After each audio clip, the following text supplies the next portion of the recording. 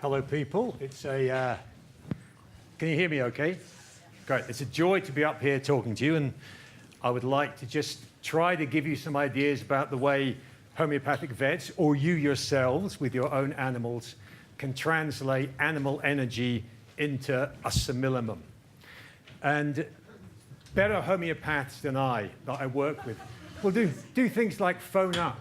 Oh, there's Lassie. Get help, Lassie. Phone up and say, Geoff, my dog's got arthritis. What shall I give it? And it's like, no, you can't do that.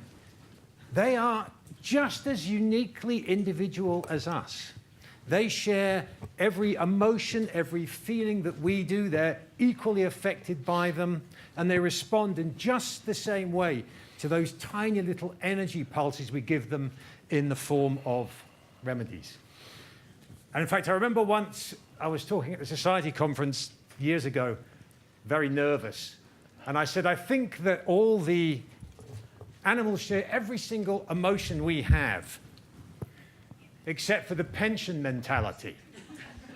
And someone at the back shouted out, squirrels nuts!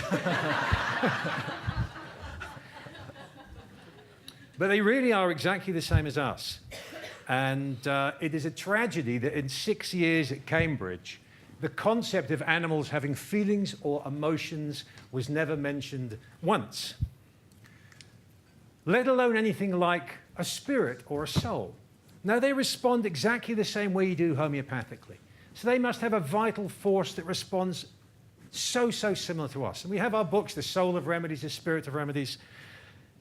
So if we have souls and spirits, I think our animals do too. And this is a subject for a whole day's chat. But this whole idea we have of euthanizing animals and taking away the time that they may choose as a spirit to depart the body is a very, very big subject, and became so for me once I understood that they were so much the same as us and seemed to have an energy force inside them. And it is a really weird thing that a doctor can be prosecuted for putting to sleep his patient who is suffering, and yet a vet can be prosecuted for not putting to sleep their patient that's suffering. And it's a strange thing. So how do we get a remedy? Well, sometimes we can just use the etiology, the same as you. And one of my favorite cases, and it was a favorite case because the person who brought the cat in to see me was so impressed by the effect of the remedy that she in fact asked to come and work with us, and she was my receptionist for 7 years. But she brought in her cat asking for it to be put to sleep. I said, why? Because I knew this lady loved cats. And she said, well, it started peeing all over the house. And it started off doing it by the door, and then it started peeing all over our shoes. We put the shoes up high. So then it started jumping up onto the table where we keep our hats and peeing all over the hats. And when we moved the hats, it jumped up onto the surface in the kitchen and reversed its way along and peed into the microwave. And she said, and then the day it jumped onto me and peed on me, I just can't take it anymore. And I said, well, can I try some of this homeopathic stuff to see whether we can do something? What's going on? Why would this be? And she said, well, I don't know, really. I did build a big cattery at the bottom of the garden. And about 6 weeks ago, I started rescuing lots of cats in the area, and they're now all in these cages at the bottom of the garden. I thought, well, there we are. So you all know what I gave that cat, don't you? Staphylococcus aureus. Absolutely. And Staphylococcus aureus cured the cat, and she asked for a job, and I gave her one, and she was great. But sometimes you have to be pretty inventive with your rubrics, converting from animal language into human language. And my favorite rubric for that is mind throws things at those who offend. The subtle nuances of the animal emotions are so similar to ours. And I want to just relate a case I went to of a very, very posh, very, very expensive horse. It was worth about £30,000. That had a condition called kissing spine. I don't really know if kissing spine exists or not, but they say what happens is that the vertebrae in the spine rub together like this and cause a lot of pain. They actually do an operation where they shave off these vertebrae, and they've done that to this horse and it hadn't worked. So there's nothing else. So she asked the homeopath to come along. So I pull up to this massive mansion in my battered old Astra. Really, I'm a cow vet, thinking, oh. I get out and meet the lady. And I said, well, let's go and have a look at the patient then, never having seen a case of kissing spine before, never treated a horse for 30 grand before. And she said, it's over there in the stable. All right, let's go and see it. No. You can't go in there and see it. I said, why not? And she said, because it'll attack you. I said, what? And she said, yeah, it's really, really dangerous. And now my heart sinks because I wasn't a horse vet. But I'm a vet. I can't not touch an animal that I'm about to. So I said, no, we have to go. You go in and get it. So she goes in and puts on a head collar or a bridle or whatever horsey people do. And she's holding it. and I go in and go, yeah. Oh, yes, right. And we get out, and it's sort of going. And yet, this is a great show jumping horse. And then she told me what a horrible beast it was and how all the terrible things it did. And I said, well, how on earth do you control it? She said, what do you mean? And I said, well, you're doing all this show jumping and stuff. I mean, how do you get it to do what you want?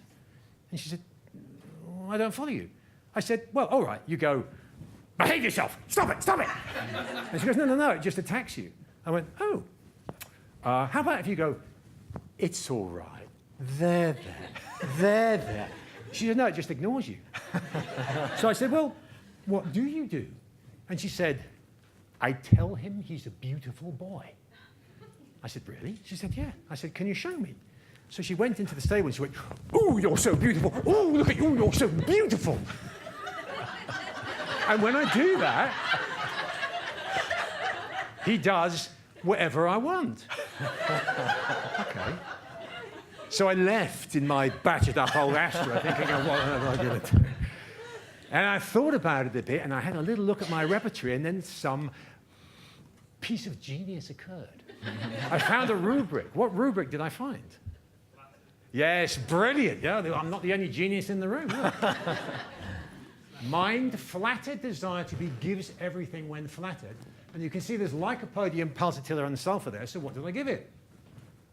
Yeah, I gave it lycopodium, and it did incredibly well and was jumping again and all that sort of stuff. So animals will even respond to the concept whereby they're flattered in the same way that we are. Now, of course, they don't talk, do they, animals? Or do they? Because somebody said to me last week that 90% of the communication we do is non-verbal. I didn't get a chance to talk to them much about that, but I didn't need to. I just did that. But I think you'll know maybe what I mean. Now, there's my vet over there, okay? And I have just followed the instructions and been let off my lead, and I'm allowed to do whatever I like in the surgery. And my vet over there is writing down like that everything I do. Okay.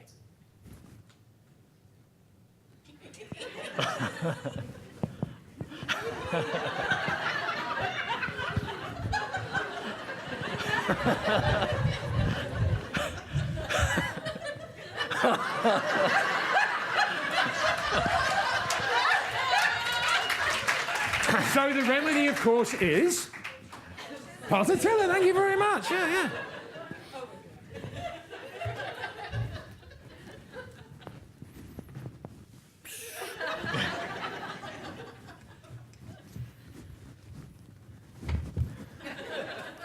And the remedy, of course, is... Thank you. You see, it's an easy job, this veterinary homeopathy, isn't it? Because the important thing, which I remember, but my teachers may not remember who are here now, that I used to always say, yeah, okay, so pulsatilla is better in the open air and doesn't drink a lot, but what does it do? what does it do? And this is the question that we have to ask ourselves, isn't it? What do they do? And one of my favorite cases was a lady just dropped in my sort of phone-in slot without, no, she had the dog with her, and said, have you got anything for fear of thunder? It was fireworks night coming up. So I resisted the temptation just to say, oh yeah, have some phosphorus. So I said, well, what does it do when there's thunder? And she said, oh, well, it jumps onto my lap. Ah, fine. So consolation ameliorates, hell desire to be clingy, phosphorus. So I'm reaching for phosphorus. She says, then it jumps onto my shoulder. I said, really? And then she said, yeah. And then it climbs up on top of the wardrobe. I said, what? She said, yeah. So I discovered another rubric there, which was climbing desire to. And you quickly find that belladonna is a great remedy for fear of thunder. And this was a big sort of dog, just like that sort of big, strong belladonna sort you would like. And this is an interesting rubric, because the first thing you notice is it's got 3 solanaceae in it. And then you think about the solanaceae, and you think, well, what are the solanaceae? They are, if we take belladonna as the example, containing atropine, a suppressor of the parasympathetic, therefore an enhancer of the sympathetic, like a false yan, and therefore you use the solanaceae when there's a situation of sort of like fear, freeze, fight, flight, and hyoscamus, fornicate. So you've got your 5 Fs. Do you repeat those, Geoff? No, I won't risk that.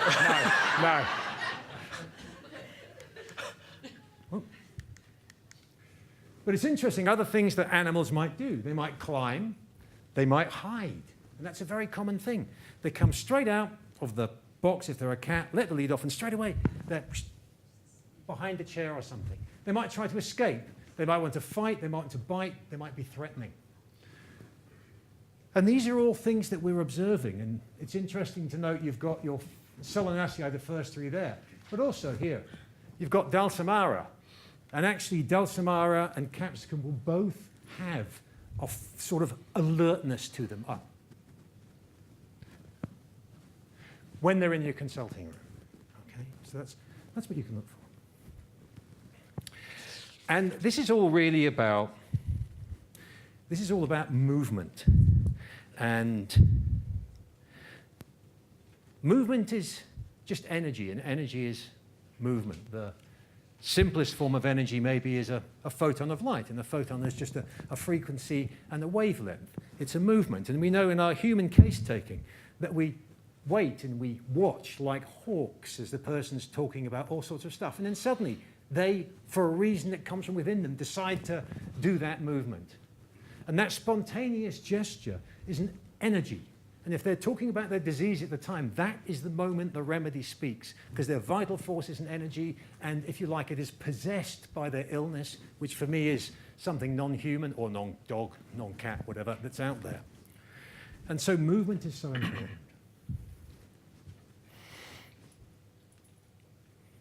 So homeopathy really is simple.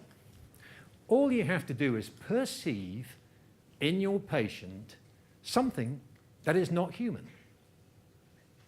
That's all you have to do, which is a bit like that elephant joke, which is it's really easy to carve an elephant out of a block of stone, because you just cut away everything that doesn't look like an elephant, and you finish up with an elephant. But that's really all we have to do, spot something that is non-human. And we sometimes all get spectacular examples of that. This is a dog that was brought to me many, many years ago, and was a very important moment in my homeopathic career, because it was that moment when I really understood in a way what was going on. This was a dog that was brought to me to be put to sleep because it had started growling at the children, it had bitten the wife, and it had suddenly started going for bicycles. So I said, well, can we try some homeopathy? And the dog said, yeah. So we sat down and had a chat. And this is what the dog did. It came into my consulting room, and it stood up on its hind legs, and it walked about on its hind legs like that for maybe 15 minutes, and it was one of the most eerie animals I have ever seen. And I said to the chap, so what does your dog do? And he said, well, you know, it's attacking people. And I said, okay, but how? In what way is it attacking people? And he said, it draws back its head and it strikes just like a snake. Oh. And with the bicycles, it will wait until they go past. When they've gone past, it springs at them like that to get them. And so, of course, the remedy I gave was... Lachesis. No, not lachesis. Naja. Because lachesis doesn't stand up on its hind legs, whereas cobra does. And it was that moment that I thought disease is possession. And it is these things inside us that give our pathology, but also they're the things that make us special. Right, we're going to do some videos now. First case is a big guard dog, which first child was born, became very, very barking. Anyone comes to the house, bark, bark, bark, bark, bark. And if the wife takes the dog out at night, it's in front of her like this, just making sure that there's no danger about. And then they had another child, so there was now a toddler and a baby. And when they started taking the baby out along the seafront, they lived down on the coast, the dog insisted on going in front of the buggy, like, at anything that came along. And it developed really painful, bloody diarrhea. And it had been going on for about 4 months when they came to see me. So, what could this be? This sort of degree of protection, this degree of responsibility. You might think gold, you might think lacleoninum, something like that. And then you see the video.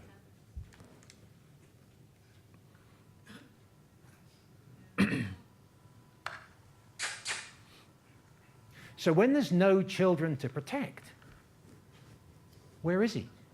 Mm-hmm. He's on the owner's lap. And therefore, what remedy may be required? Oh, excellent. A Callie. That's right, a Callie. Because Callies are so responsible. They're so protecting. It's so much about family, but they themselves, being column one, themselves need such a lot of support themselves. They feel as if they could just collapse on the floor unless they were held. And so those combination of needing to sit on the lap, and that was a Callie. And then because there was the child element, the new baby, I thought maybe Callie Muir would be a nice remedy. But in fact, Callie Muir didn't have that syphilitic, nasty, bleeding, painful diarrhea. So I had a wee look. And you Callie chloricum, bloody stool and pain during stool. And I gave Callie chloricum, and the diarrhea cleared up beautifully. The dog remained very, very, very protective. But you can see there that that's the 40th remedy in that analysis. But it was the first moment where you had the combination of protection and yet wanting to be held. Another video. This dog was brought to me for behavior problems. It had started to growl at the family. It was protecting its food bowl. And it was really the son's dog. So what does he do when he's on his walk? Oh. He does it in like the grass and walking down the lane. Actually, Paul, you could turn it down a wee bit if you like. And he'll get his nose right down. And when he's on a walk or in the house, he's not relaxed. He's doing this all the time. And so obviously we could use a rubric. He's restless. But when you look at this happening here, is this an anxious restless? Is this a productive restless? It's a compulsive. It's like something in there is driving him to do this. Now just keep an eye here.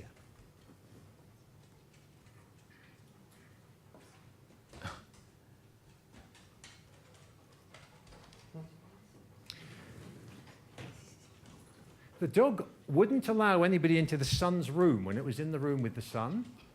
But the mother could say, come on, and it would come out of the room, and then she could walk in with it. There was no logic. There was no connection. All the way through, you notice this dog doesn't connect with me in any way at all. It's just in a world of its own.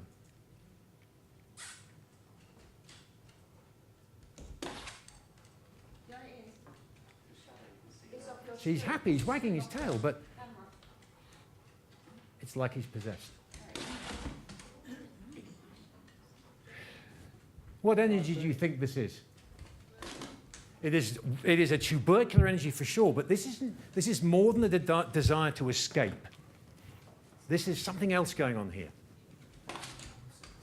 It's insecty spider. This is spider energy. I've had 3 cases that behave just like this in the consulting room, and it's a spider energy. And in fact, I gave tarantula, which caused a very great improvement for about 5 weeks. Repetition, not so good. Repetition, not so good. And I chatted to the owners again, and the lad said to me, it's much worse when I play the guitar, and it's much worse when I'm using my electric shaver. And so rather than tarantula, I gave, great, yeah. See, veterinary homeopathy is easy. And Theridian's got a really interesting rubric, which maybe fits what that dog is doing. Delusions, jumping, things jumped upon the ground before her, all sorts of. And so maybe is that looking there. This is another, I've only have one of these cases, an interesting movement here. Oh no, beg your pardon. That's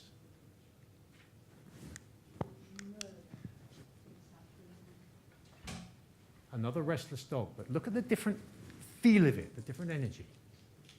What's the difference?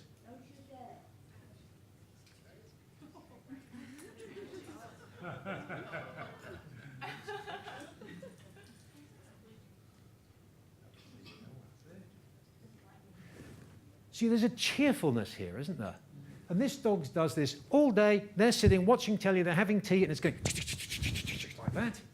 Its behavior got much worse after it had a bout of diarrhea. And it was fantastically skinny. And that's why they brought it to see me. Behavior and not able to put on weight.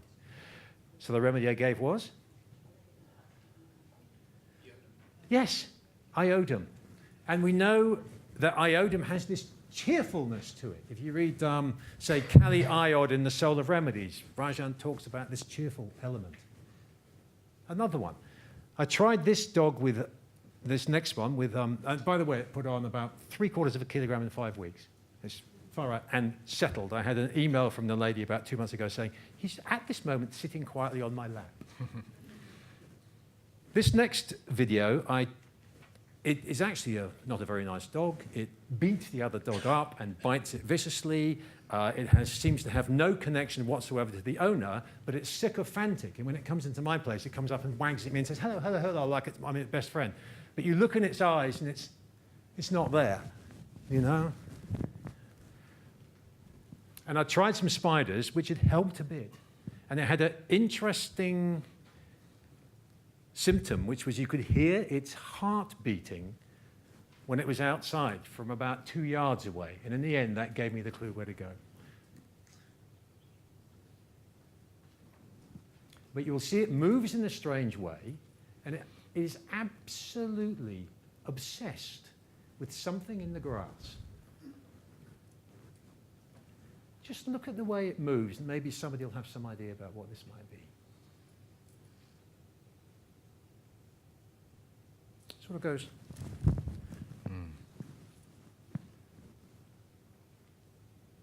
The reason it was brought to me actually was recurrent lamenesses and stiffness.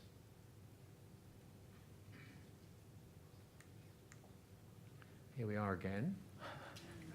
Mein Gott. And it's the intentness. And it's worth watching this. It takes about 30 seconds, I think. But the final moment of the video is, I don't know, slightly chilling maybe.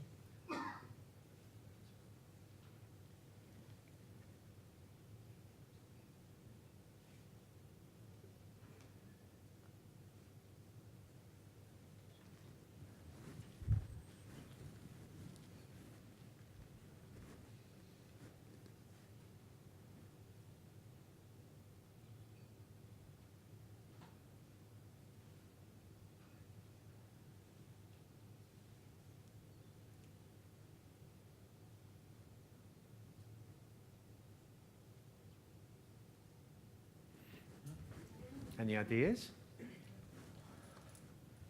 Like a spider, but spiders weren't there. Restless, but not as restless. Nastier. Weird movement. What? See, you should all become veterinary homeopaths. It's an androctonus case. And it's only maybe 75% better.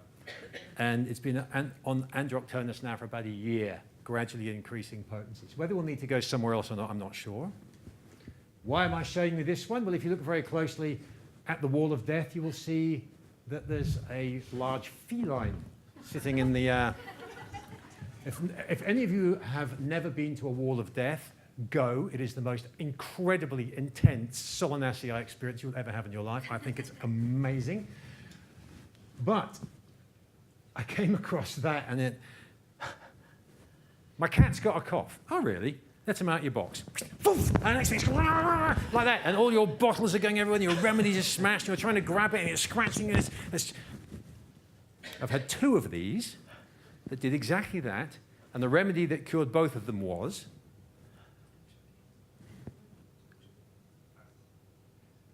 Drosera. Just imagine you're that fly coming into the insect-eating plant. The desperation to escape is so extreme. And of course, we use Drosera at a local level many times, but I've only ever had 2 banging Simillimum Droseras in my life, but that's the way they behaved. And I've had a couple of tuberculars who are similar, but they're not as intense as that. Now, the feeling that you get when you're looking at the animal, of course, you're looking for the motion, but can also be a more subtle feeling. You have to actually use your gut feeling. So just have a wee look at this next remedy. Apologies to half the vets here. They will have seen this case, I would guess. But it's a cat that had an autoimmune skin disease and no fur and blah, blah, blah. Bad news stuff. This is actually a video of the second consultation where it improved massively. But just have a wee look. Remember, this is a cat in a vet's. Mind if I video a bit? Oh, you can leave the sound up here if you like, Paul. Thank you. What feelings are you get when you're looking at this cat? Shout out a few if you like. Regal. Just describe again. Disinterested. He sees Disdain. the dog. Ah, listen, if he sees a dog, what happens? Listen. Instinct. To go after it. He goes after it. Go after it. And does the dog realise that something really bad news is coming, or what? No. So what does the dog do? Exactly what happens? Well, I actually warn if the person's there, I must see it. If the person's there, I say, get your dog out of the way, keep your dog away because he will go for your dog. The dog then begins to realise because he's not standing still or running away from the dog, he is following the dog. And then he gets faster, and then the dog's looking behind thinking, oh, this cat's getting catch. And he'll get faster, and then the dog and the owner's running off, and he's running up after them. And has he actually hurt some of them? Yes. Or torn them? He hurt the scorpion. Mm. Yes, he did. We had Any other words you'd like to put there? Philip, Just yeah. Badass! He likes getting in strangers' cars and going off for a ride with the unsuspecting occupant. He hates dogs and attacks ferociously, chasing up the road, tearing at them, puffs up like a balloon. His eyes go wild, he attacks, you can't get him off, he's no fear. He doesn't like fuss, he doesn't like being picked up, and sometimes when you are stroking him, he changes from loving behavior to attacking and biting your hand and hanging on. He is very restless, this is the words of the owner obviously, and paces aimlessly like a caged animal. He has always been aggressive, particularly against men, and attacked the last vet badly. He is a loner and has no cat friends except one very large uncastrated male who he hangs out with. And when he was rehomed, he didn't go on the floor for 2 years, jumping from one article of furniture to the other. He still won't eat on the floor. And he lies in wait behind doors and jumps out and chases other cats. So, like, is this Pulsatilla? Is this sulfur? Is this nature mure? Is this cuprum? Is this all those remedies? No. We need something that encompasses that. This is some sort of big, badass predator, which could be some big, badass mercury or gold or radioactive something or some big, badass plant. Somebody? Quick. Yes, Francis. Lion's milk is the first thing I gave it. Didn't work very well.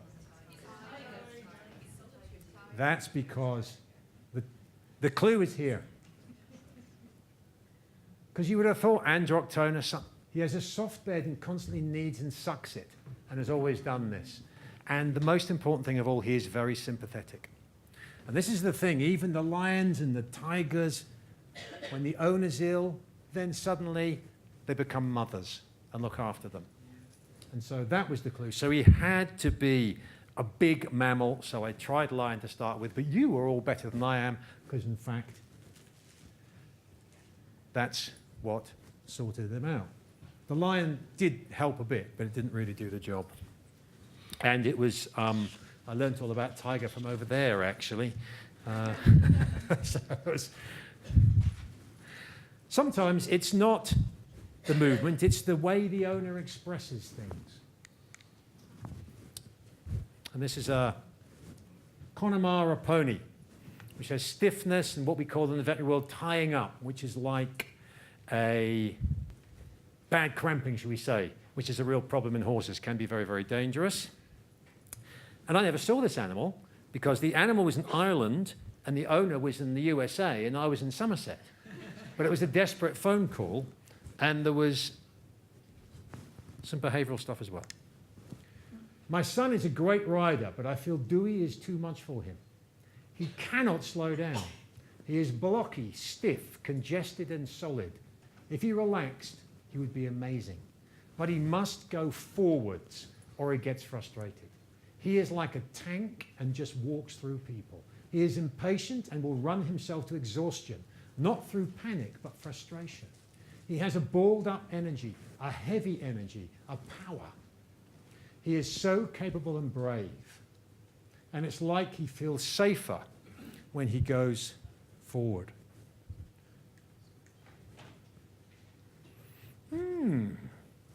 Any thoughts on that one? A lanthanide. Plumbum with the heaviness, yeah, but has Plumbum got, I mean, he is like unstoppable going forward is the feeling. Ferrum. Ferrum. And it's interesting when you go back and you heard the word he feels safer when he's going forward, and he also used the word tank. And I think also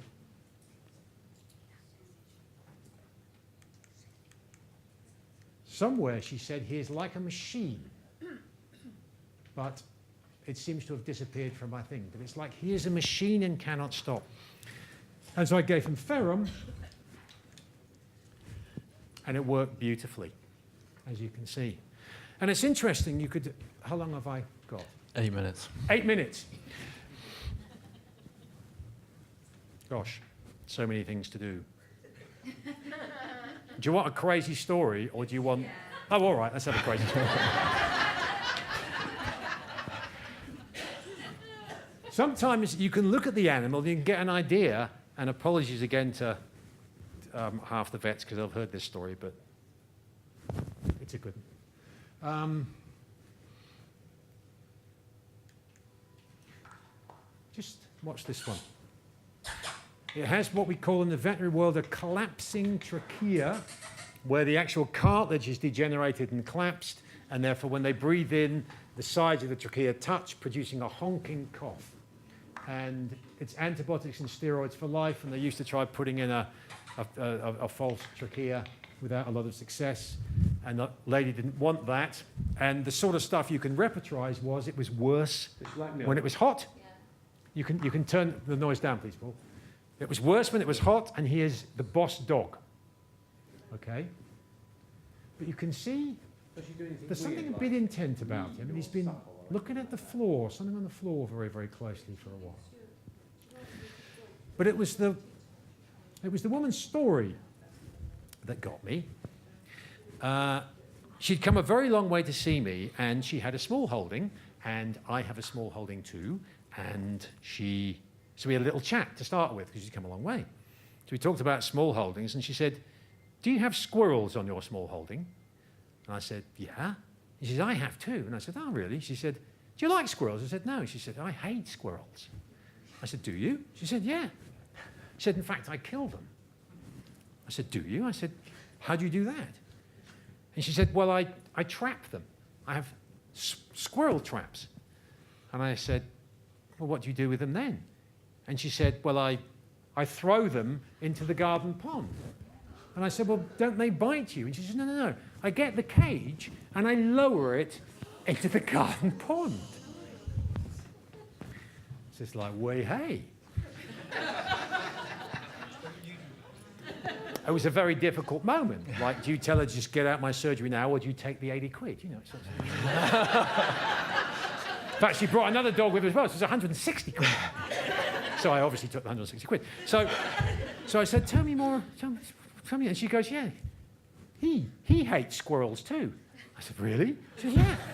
I said, how's that? And she said, well, if I don't get to the cage first, he pushes it along with his nose and pushes it into the pond. So, of course, I gave.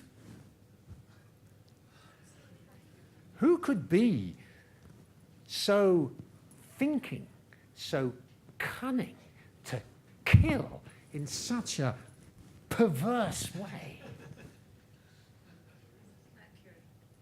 Mercury's a nice idea, actually. I didn't also mention to you that it spent its entire life in the woodpile, just waiting for a rat or a mouse to appear. Like that. No. A snake. I gave lachesis. And it stopped coughing within a week, and it went on for years until it died of other things. And of course, we know lachesis is worse for the he, lachesis is dominant, lachesis is a huge affinity for the throat. But that's a banging lachesis, because that is lachesis through and through and through. I would have so liked to have had her as a patient. It would have been so interesting to see if she was the same. She would have got it from associating with the dog. Yeah. Or the dog got it from her, or both of them at some deeper level were possessed in some way, or the dog actually stopped the dog going totally crazy, because Peter, my teacher, said something once, which is somebody's pet is their prescription. And so if that woman is on the edge of complete breaking down lachesis loony, then maybe the universe sends her a lachesis dog, and there's a homeopathic connection there and keeps her from becoming like that dog. And it's a lovely concept to think about.